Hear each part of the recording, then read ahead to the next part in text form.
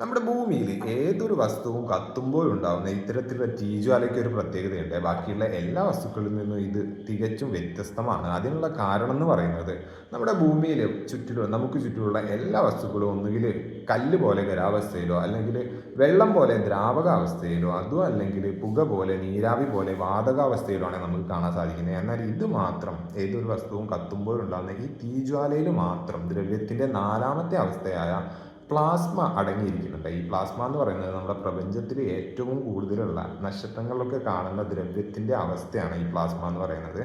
അതായത് ഇതിൻ്റെ പ്രത്യേകത എന്ന് പറയുന്നത് നമ്മുടെ നിത്യജീവിതത്തിൽ സാധാരണ ജനങ്ങൾക്ക് കൈകാര്യം ചെയ്യാൻ സാധിക്കുന്ന, ഉപകാരപ്പെടുത്താൻ സാധിക്കുന്ന ഒരു ദ്രവ്യത്തിൻ്റെ അല്ലെ പദാർത്ഥങ്ങളുടെ ഏറ്റവും എനർജൈസ്ഡ് ആയിട്ടുള്ള രൂപമാണ് ഈ പ്ലാസ്മ എന്ന് പറയുന്നത്. ഈ കാണുന്നത് പൂർണ്ണമായിട്ടും അല്ലെങ്കിലും ഇതിൻ്റെ ചെറിയ ഒരു അംശം പ്ലാസ്മ അടങ്ങിയിരിക്കുന്നുണ്ട്.